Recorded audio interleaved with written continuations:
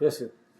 வாங்க, வணக்கம். வாங்க, இப்போ நம்ம வந்து வெங்காய பக்கோடா எப்படி செய்யலான்னு பார்க்கலாமா? வெங்காயம் வந்து வீட்டில் கடலை மாவு, அரிசி மாவு, வெங்காயம் இது 3 இருந்தால் போதும். சிம்பிளாக ஒரு வெங்காய பக்கோடா செய்யலாம். அது எப்படி செய்யலான்னு பார்க்கலாங்களா?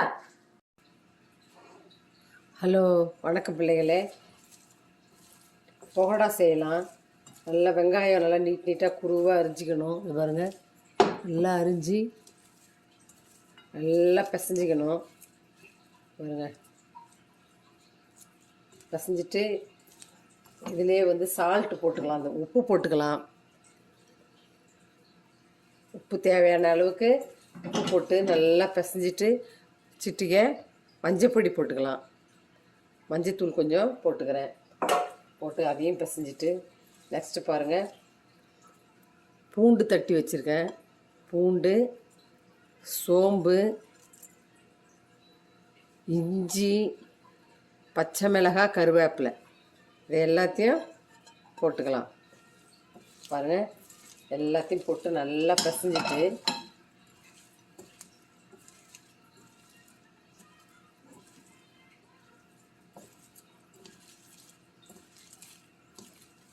தண்ணி ஊற்றாமல் நல்லா பிசைஞ்சிக்கணும். பிசைஞ்சிட்டு பாருங்கள், பிசைஞ்சிட்டு இதை பாருங்கள், சின்ன கப்பில் 1 கப்பு கடலை மாவு போட்டுக்கிறேன்.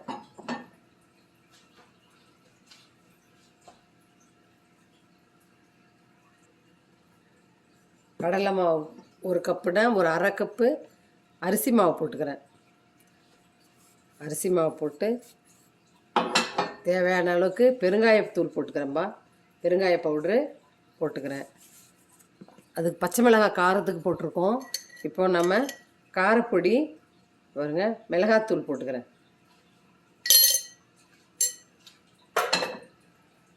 போட்டு இதை நல்லா பிசையணும். தண்ணி ஊற்றக்கூடாது. இந்த வெங்காய தண்ணியிலேயே பாருங்க,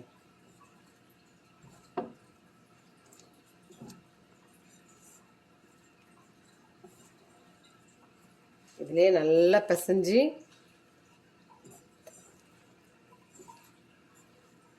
நல்லா பிசையணும். இதிலே பிசைகிறேன். கொஞ்சம் மாவு இருக்குது, லேசாக தண்ணி தெளித்து பாருங்க. நிறைய தண்ணி தெளிக்கக்கூடாது, லேசாக பாருங்க.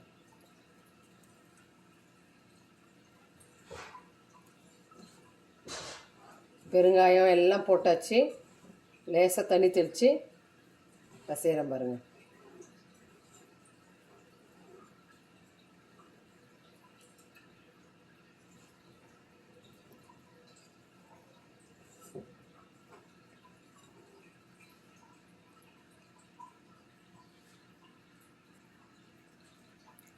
பாருங்க, முந்திரி பருப்பு இருந்தது, அதை போட்டுக்கிறேன். முந்திரி பருப்பை போட்டு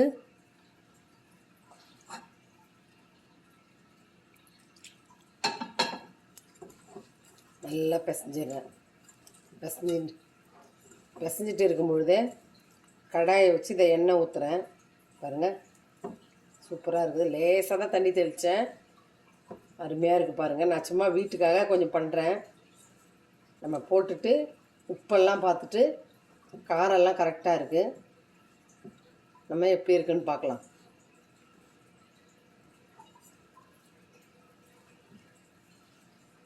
பாருங்க,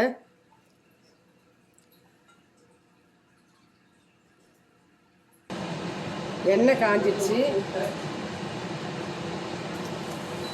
காஞ்சிடுச்சு பாருங்க.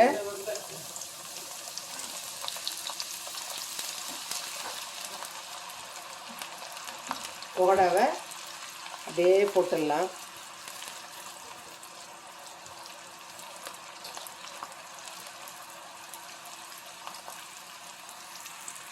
பண்ண போகிறேன் பாருங்க, பக்கோடா சூப்பராக ஆயிருக்கு பாருங்க. வெங்காய பக்கோடா. நான் மாவு வந்து கம்மியாக தான் போட்டேன், வெங்காயம் ஆனியன் நிறையா இருக்கணும்னு சொல்லி.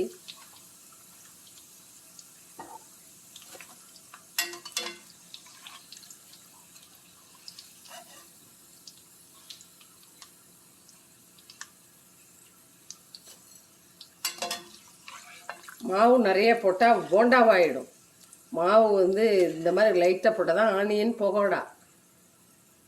ஓகேங்களா? பாருங்க, ரொம்ப ஈஸி இது. இந்த பாருங்கள்,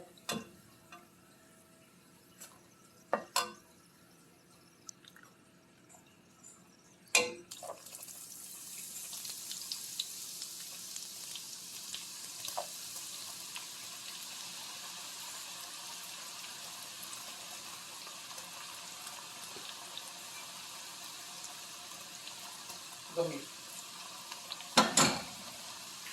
ரொம்ப உப்புக்கே கம்மி. பகோடா பாருங்கள், சூப்பராக இருக்குது. வெங்காய பகோடா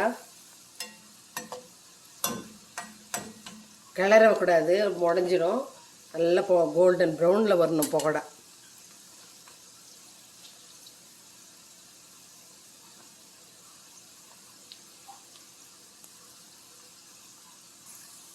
பகோடா மொறு மொறுன்னு இருக்குது பாருங்கள். செய்து பாதி ஒரு ஈடு காலி ஆயிடுச்சு பாருங்கள். அவ்வளோ சூப்பராக இருக்குது பகோடா. இந்த மாதிரி நீங்கள் செய்யுங்க, ரொம்ப ஈஸி தான்.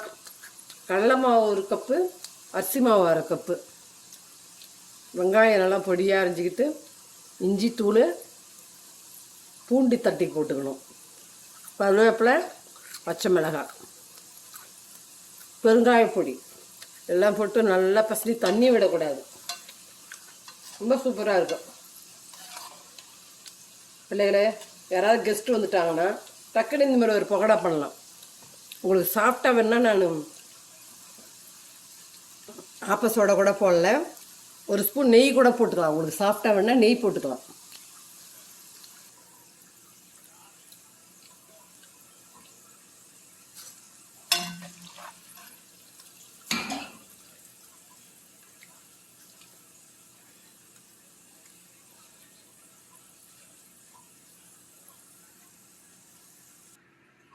சூப்பரான பகோடா பாருங்கள். ரொம்ப மொறு மொறு மொறு மொறுன்னு முந்திரி பகோடா.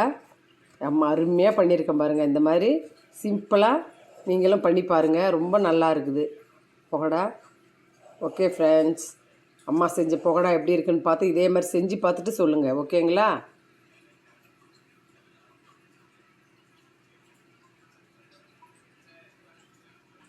பகோடா சாப்பிடா இருப்பாருங்க. எப்படிங்க இருக்குது பகோடா?